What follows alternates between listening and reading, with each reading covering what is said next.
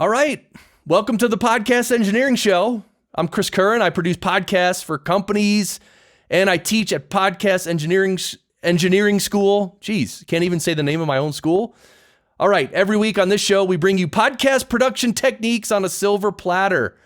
And we alternate between interviews with podcast producers and engineers and Daily Goody episodes, like the one we're recording right now, where I talk about 12 to 13 of the Daily Goody blog posts that I write every day. And you can sign up to receive these Daily Goodies via email, and you could receive it daily or weekly. So sign up on PES.com on the right side of the website. I'm actually showing the folks on the live stream. And so we're going to cover the Daily Goodies from March 27th to April 9th. So let's start with March 27th. Libsyn now integrates with Headliner. So I use Libsyn, and I guess I had heard of Headliner. Headliner is one of these services where it says it's a great and fun way to create awesome video clips from your podcast episodes. So if you've ever seen these clips on social media where there's maybe there's a static image, but there's this little wave, and then you hear the voice, you hear the podcast audio, and then you also see the transcription of the audio on the screen as well, so you can read the text. And they're like a minute long or even less, 30 seconds or a minute, somewhere in that range. And then you could share it on social media, and it's supposed to be great because people can, not only they get a little visual and they get the transcription of the clip, of the Headliner clip, but they also get to hear the audio. So I don't know, I guess you're supposed to take the best part of your episode or a really awesome 30 seconds of an episode and make this little Headliner video. So I actually tried it for my show. I did it once through Libsyn because now Libsyn integrates with Headliner.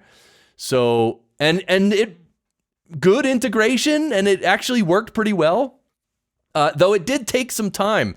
And this is the thing that I don't like about this whole process of making these audiograms or whatever you want to call them, right? These little video, audio transcription, social media thingies is, when people talk about them or when the company's trying to tell you how great it is, no one ever mentions how long it takes to do. And it's because it's not something you can do in 3 minutes.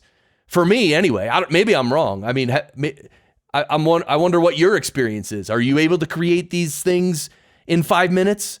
Because for me, it took, I don't know. I didn't time it, but it seemed like it took 20 or 30 minutes for one little 30-second little thing that I share on social media that, and social media, almost no one's going to see it. And you know what I mean? I don't know if it was worth my time. But anyway, it's cool that Libsyn is integrated with Headliner now. And there's actually a process, the whole process for using these Headliner, the Headliner app within Libsyn there's an article here with a link in the post. So if you really want to know step by step how to do it, check it out. All right, next Daily Goody. Is it time to get serious about growing your podcast production business? Right? Have you been editing and producing podcasts for clients and now you want to earn more money serving more clients? So I say do it. This is a booming field, still is, still on the incline. There's more clients for everyone. And so what happens is, some people start producing podcasts for other people, in different ways. Some people just do simple editing. Some people do full production. And, there's all kinds of different ways you can do it. But, look, if you produce podcasts or edit podcasts and you want to make more money, do it. Step up your game. Start marketing more, start talking to more people. There's a lot of ways to do it. What it really comes down to is just talking to more people, reaching out, saying hello, and making yourself known and being helpful. Look, and I guess there's some online marketing stuff that might help you, but I'm not good at marketing. I don't take marketing advice from me because marketing it seems to be my Achilles heel. So anyway, the whole point is there's so much opportunity out there. Just do it. Go for it. And if you don't have the production skills or the audio skills, of course, that's what my school was for, right? To prepare people to go out and get really good clients and not just make, $30 or $40 or $50 per episode, but earn a lot more than that. You actually can. All right, next daily goodie, keeping your average day-to-day listening volume low. All right. So a lot of people who produce podcasts, I've found out, they listen through headphones and they turn the volume up while they're listening, while they're producing, while they're editing, even while they're recording. And my advice is always monitor at the lowest possible level you can. Well, especially for recording and editing, stuff like that. Now, when you're mixing, yes, sometimes you need to turn up the volume when you're mixing. Sometimes you do. You need to go back and forth sometimes. Turn it up, turn it down, turn it up, because you need to hear different things. Okay, that's fine. But in general, it's just a great practice to keep your listening volume low. Got to save your ears for later in life. Don't ruin your hearing. Many veteran radio hosts lose their hearing later in life because their day-to-day listening volume has been kind of loud all day, every day for their entire career. So it happens to all these guys. Well, maybe not all of them, but most of them. So when you're producing audio, take care of your ears. Don't be like those people. Keep your average day-to-day listening volume low. It really makes a difference. And when you're recording, I've said this before, but when you're recording anything, yes, you might need to hear it just to make sure you're recording the correct sound and there's no static and stuff like that. But please don't turn the volume up too loud in your headphones. There's never a need for that. Okay, moving on. Next daily goodie, and this was from April 1st. And yeah, so this was a giveaway, but the dates are both past, so we're not gonna focus on that one. All right, the next daily goodie was an audio interface buying guide from Sweetwater, and I forgot. I think someone may have sent me a note and said this is an older article, but maybe this is a different one because it does say that today's date is on this article. But anyway, the whole thing is it's a simple audio interface buying guide, so don't, if you just want to learn more about how to choose an interface, then this is a good article just to skim real quick. It's just helpful, simple, but helpful. So kind of like the daily goodies in general, right? These daily goodies that I write every day, they're not meant to be a novel or a textbook. It's just a little tip, right? To help you over time. All right, next daily goodie. FabFilter Timeless 2. Yeah, so Timeless 2 is a plugin from FabFilter, and it has a lot of cool effects inside it. This is a plugin that, it has delay, chorus, reverb, flanger, distortion, and many more different effects. So I like this. It's just really handy for podcast production because, typically in podcast production, we don't use a lot of these effects like delay and chorus and reverb and flanger and distortion. We usually don't use any of them, but there are times when you might want a cool effect. Whoa, excuse me. Like in the beginning and at the end of my episodes when we grunt and we yell and stuff like that. A lot of times I'll add reverb and delay and all that. And I use Timeless 2. So Timeless 2 is a cool plugin. And I'm sure there's other plugins as well that are like a multi-effects plugin. Obviously FabFilter is a great plugin company. And Timeless 2 is just really cool. All right. And where are we going up till? April 9th. Okay, so next daily goodie, calling a guest's cell phone using Skype on a computer.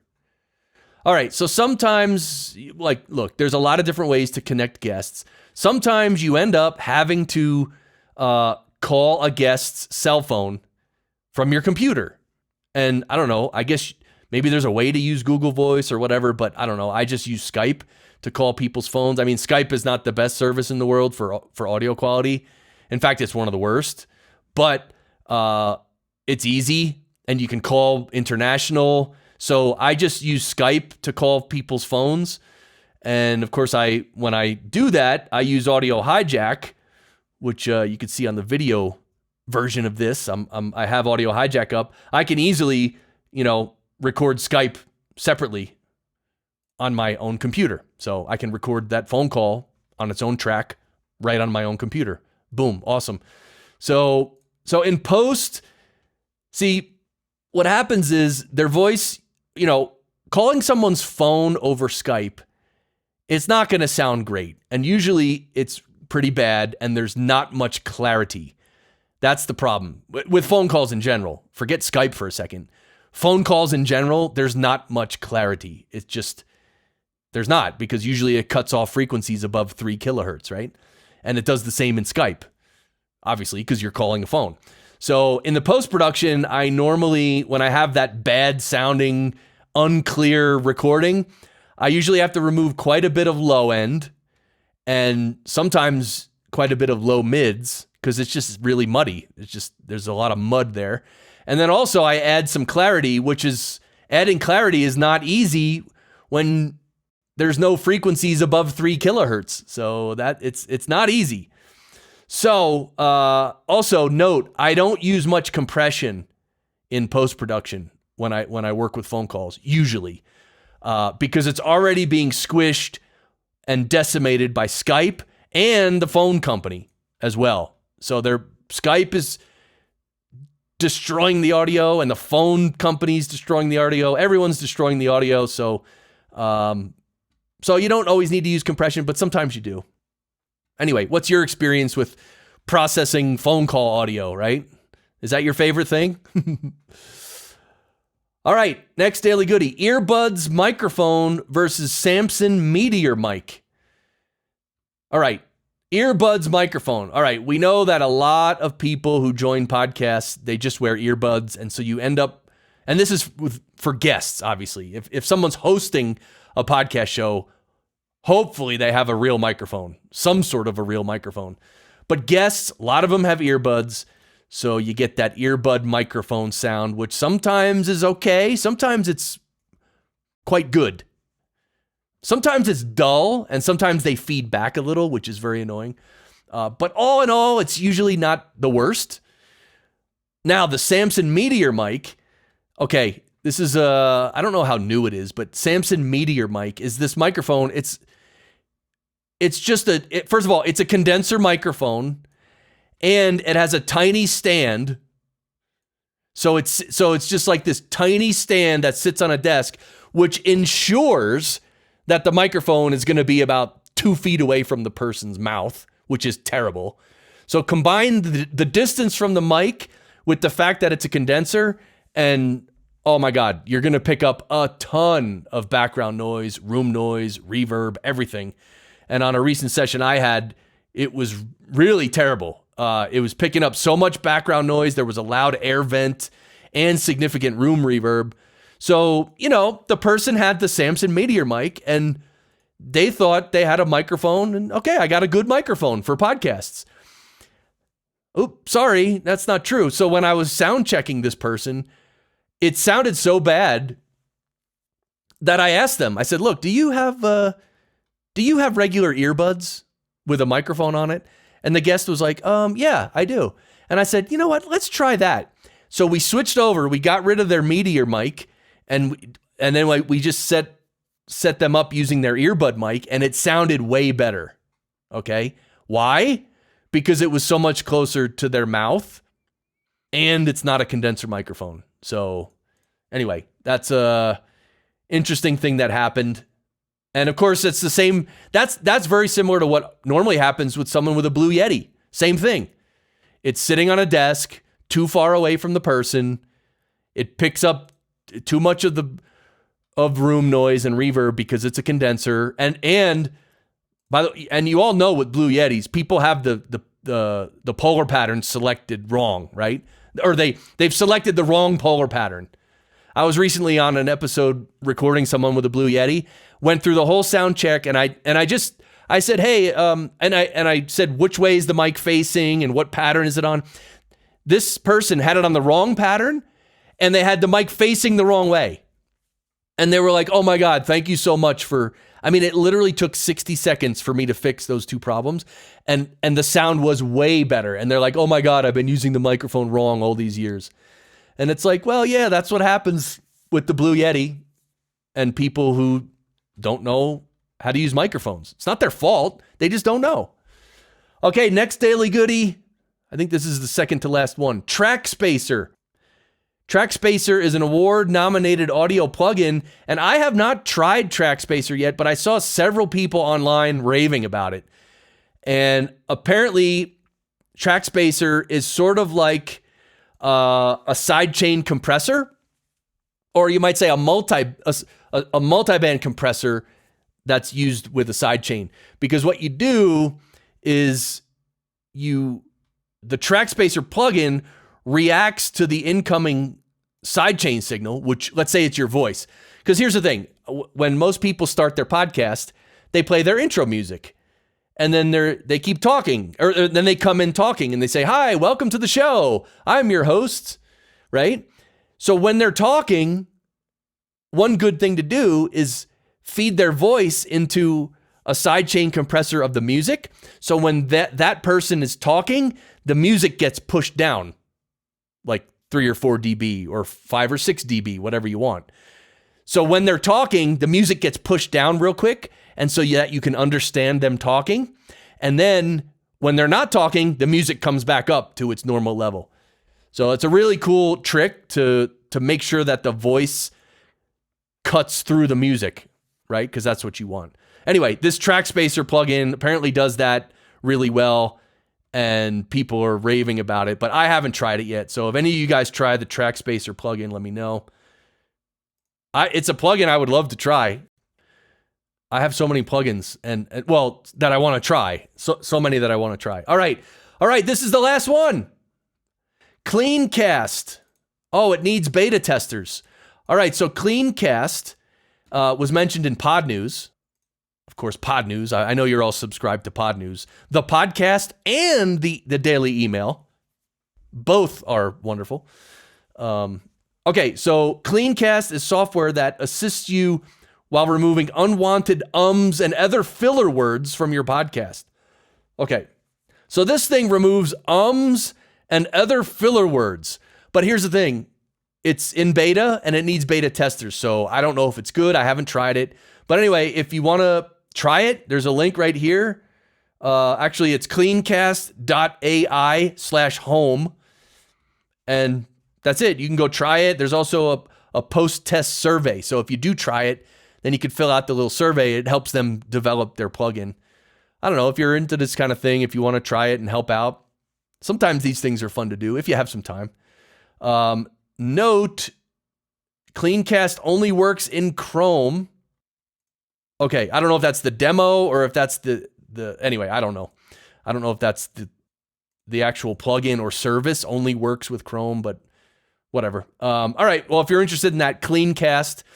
And that is it for our Daily Goody episode. If you have any questions about podcast production, let me know. Go to podcastengineeringschool.com and there's a contact us page on the top right. Just click contact us and then send me a note. And check out our podcast too. The podcast, that's what you're listening to now, the Podcast Engineering Show. And there you go. Well, if I can help you, let me know. Thanks for listening. I appreciate you all. And we'll talk soon. Bye.